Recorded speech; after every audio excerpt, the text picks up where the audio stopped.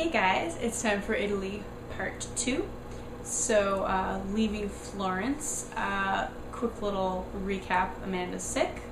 That was pretty much the only thing to remind you of. I was sick. I was super congested. I was chugging orange juice and taking a bunch of vitamins and just trying to feel better. I was like trying to will myself to feel better. So we left Florence in our car and we went to Monteriggioni on the way to Rome. And it's this cute, tiny little town, population 20, something like that. It was built in I think the 1200s, something around there. Had a little wall around it, as a lot of medieval cities do.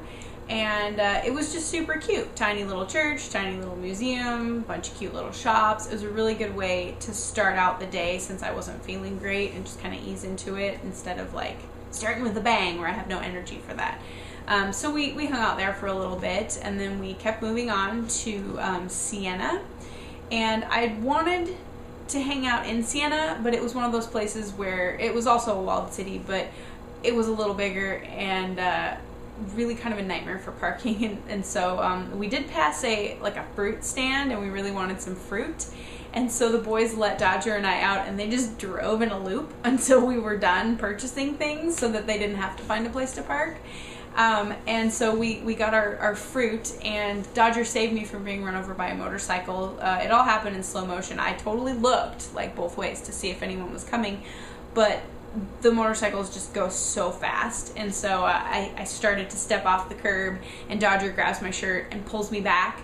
And my foot grated on the curb, through my sandals as I was being pulled back too. But obviously I'd rather have a graded foot and be alive than be just squished on the pavement by a motorcycle. So thank you, Dodger. Love ya.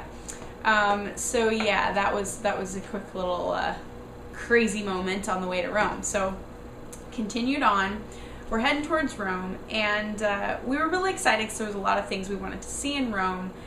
And we were there in the summer. It was very hot, and I was a little naive about when to go places. We kind of had to go in the summer because Dodger was in college, so that's the only time she had off. But as we got closer to Rome, our hearts kind of sank because we're from a really clean portion of the United States. Not that there's lots of really dirty places, but the northwestern part of the United States is particularly clean, especially Portland, and we get kind of spoiled with that. We have really good emissions laws for smog and things like that. We don't really have smog. So when we go to a place where there is smog, it's quite shocking. So as we drive towards Rome and it's surrounded in a brown bubble, like a snow globe, but brown, we were just kind of like, what?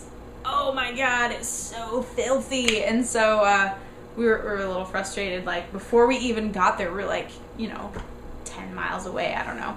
So we get there, I had to pee super bad. I think my brother did too, but I had to pee super bad. And we were supposed to check in at this hostel, but we were staying at a satellite of that hostel. That's how I booked it anyway, or that's how it happened to work. So we're supposed to check in at this main hostel that runs 2 other hostels and then go to the hostel we're supposed to be staying at, right? But we found the satellite hostel first, the one we're supposed to sleep at, and I had to pee so bad. I was like, that's it, I'm gonna stop and see if they'll let us in and use the bathroom or something. And it didn't look like a hostel. There was no sign or anything. It was just, a house or an apartment or whatever. So me and my brother get out and we tried to go places in twos whenever we split the group up. Sorry, something in my eye. And so we tried to keep it also boy-girl if we were gonna do that, if we were gonna split up. So me and my brother went together. And we knocked on the door, rang the bell, whatever, and this short little Oompa Loompa-esque Italian woman that was almost as wide as she was tall answered the door with this kind of face. And we're like, oh no, this is gonna be bad. So I was like, youth hostel? Because I didn't know if she spoke English or not. And she was like, oh, no, full. And she goes to slam the door in our faces. I was like, no, wait, reservation? Youth hostel, reservation? And she's like, reservation? One eyebrow. And then my brother decides to add baño. And so then she's pissed again, tries to slam the door in our face again. No, because she thinks we just want to use the bathroom. I'm like, no, reservation, hostel, reservation. She's like, intrigued. So she leaves the door open and walks away out of sight and then comes back with a phone. She's talking on a cell phone. And she hands the phone to me, and I'm like, okay, it's for me. So I'm like, hello? And I hear this voice on the other end of the line, really thick accent, say, confirmation number, please. And I'm like, oh, crap. So I get out my papers, because I had papers with like a reference number. And so I start reading it to him, and he cuts me off halfway through and is like, confirmation number, please. So I'm like, oh, maybe he can't hear me. So I keep reading it. I start over, and he keeps cutting me off. He did this like 3 times, and then he just says, you know, stay here, and he hangs up. So I'm like, so I hand the phone back to the lady, and then she slams the door in our faces. And me and my brother are just like, what the F just happened?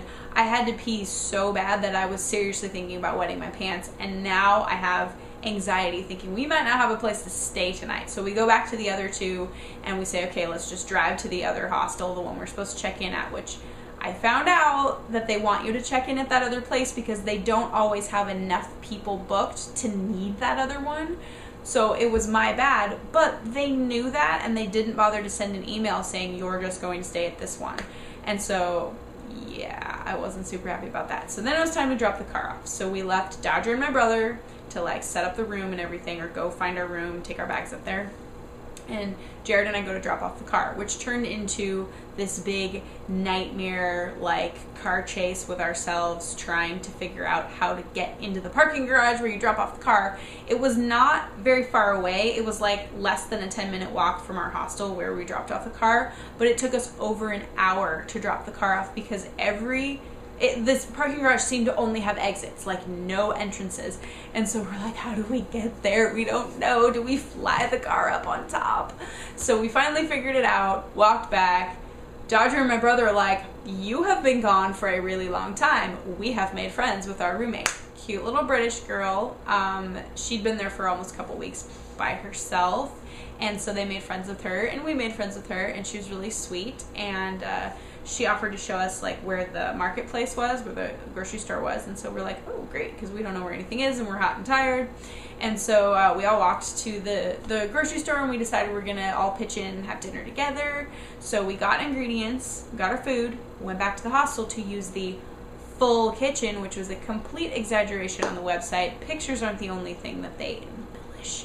So it had said on the website, we have a full kitchen, which was a bunch of crap. It was BS because they had like a pot, a pan, and a stirring utensil. They had no plates or forks or knives or bowls or spoons or anything to eat off of. No cutting board, no sharp knives, no colander. Southern Italy, pasta, no way to strain noodles. That was odd. So then we marched our really mad selves back to the store, and we bought like plastic bowls and plates and cutlery, and we bought like a big plastic fruit bowl or something, and then like some stirring utensils so that we would have it in case this happens again. And went back, made our dinner. We could not drink our wine because we had bought at this little like street market when we got there this €1 corkscrew. Never buy a €1 corkscrew that doubles as a pocket knife or something. And as soon as Jared got it twisted into the cork, the top broke off. So Jared had to find a way to like twist the little metal post back out of the cork again. So we could not have our wine. That was sad. But our little friend from Derby, England is where she was from, she told us we needed to go see the Trevi Fountain. So she offered to take us there too. She said it was really pretty at night, and it was. So she took us there. It was great. We had a nice evening walk. It was fantastic. The next day, we out our window discovered our third crazy character, who was dubbed Naked Nero. I'm sure you can guess why he was dubbed Naked Nero. He wasn't in our building. He was in the building across the street, but his window was the same level as our window in the hostel, and he apparently did not own a stitch of clothing or just didn't like to wear it. And he would blast Coldplay, maybe to make people want to look at him or want to look that direction because people like Coldplay. There'd be Coldplay blasting from his open window, and he'd be doing exercises, lifting weights, stretching and things naked in front of his window. It was hilarious. It was so funny. I'm like, I cannot believe this dude. He's so funny. Not that we sat and stared at him, but for real, like, dude, put on some clothes. turn down your stereo. That's deceptive. You want people to look at you. So, Naked Nero. The first full day in Rome. So the first day we got there, spent the night, ate dinner, met our friend. Next day, we went to the Vatican museums and took the metro there. Lots of people trying to steal from you and con you, but we were pretty immune. We had our like armor, our like don't steal from me armor on, and we get there.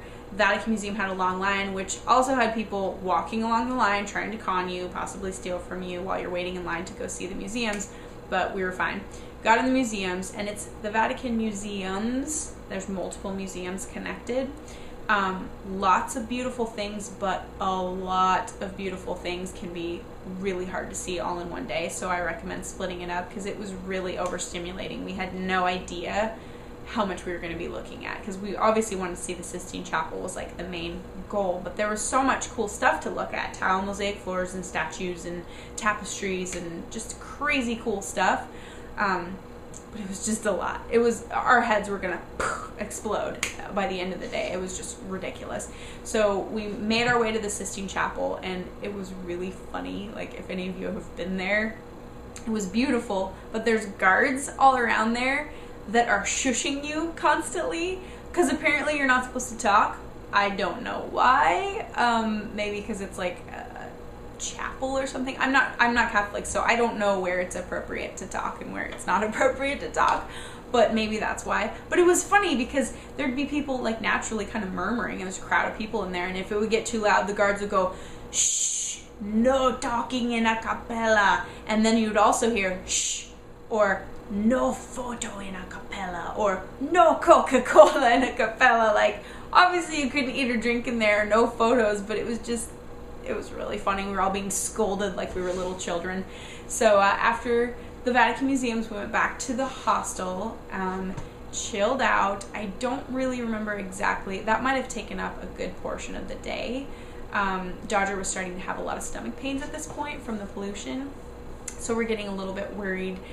We still could not have our wine. We didn't find a corkscrew yet, and we weren't going to buy another cheapo one that was going to break. The next day we went to the Forum, and Dodger was feeling poorly enough that she didn't want to go. She's like, no, I want to stay here. I just want to sleep. And we were like, okay, are you sure? And she said yes. So my brother and Jared and I all went to the Forum, and it was very hot. Don't go to Rome in the summer. It's really hot. That's probably why it was so extra polluted too, but we were kind of forcing ourselves to do things, and it was so hot and polluted. We were like covered in grime too, which the hostel bathrooms were really swamp-tastic, like ankle deep water. These were particularly swampy bathrooms, so we were just, yeah, we had no choice. We were so grimy from the pollution and it being so hot, and you get all sweaty, that you had to take a shower in these swampy bathrooms. But anyway, Forum, sorry, sidetracked. Went to the Forum. It was really cool. There's a lot of amazing stuff. It's just amazing to see how much things have changed. Like just the height of the city. Ancient Rome was 25 feet lower than current Rome. That's nuts. That's a lot of layers. Got back to the hostel. Dodger was feeling a bit better, and so after we'd chilled out a bit because we were tired, we went out again and explored another little section, saw the Spanish Steps. Did not bring a water bottle with us because we just were not thinking, and so we were passing all these fountains, just like dry mouth, we want water, but we were refusing to buy like a tiny little water bottle for €2.50 when we paid 35 cents for like a huge one. And so we were waiting until we got back to the hostel, and we seemed like we walked forever. It was so far, but we walked back towards the hostel, went to the market right before it closed, bought like a 6-pack of giant water bottles, and we were intending to get food for dinner. We were so hot and tired that the only thing that sounded good was ice cream. We got rice cream because I can't have dairy, and it sounds gross, but it's actually really delicious. It was all like fudge swirl, and we're like, let's buy it. So we bought this like half gallon or gallon of rice cream, and we rushed back to the hostel because it was melting, and we all four just like dove in. We each had a spoon, and we ate rice cream for dinner. And we would have had wine with our rice cream, but still no corkscrew. The next morning we were like, crap, I think we need to find a corkscrew because I don't know if we can take this alcohol on the plane, because that afternoon we were getting on a plane to Athens. So we asked around, finally found a corkscrew, and this was like 10 in the morning, and I think people were judging us because they didn't know we needed to just drink it. They thought, wow, you guys are seriously alcoholics, because we found someone with a corkscrew and he was like, you want it now? It's 10 in the morning. We were like, yeah, we need to get this drank. And he's like, have a nice breakfast, as he hands us the corkscrew. Yeah, it was pretty hilarious. That was kind of a joke. It's still a joke with all of us. So drank our wine for breakfast, not for breakfast, with breakfast, and like that's better. And then got on the shuttle to the airport. Our plane was late. Rome would not let us leave. We finally got on the plane, and then we went to Athens, and that will be a different video. Greece was awesome. I will talk about that later. Okay, bye.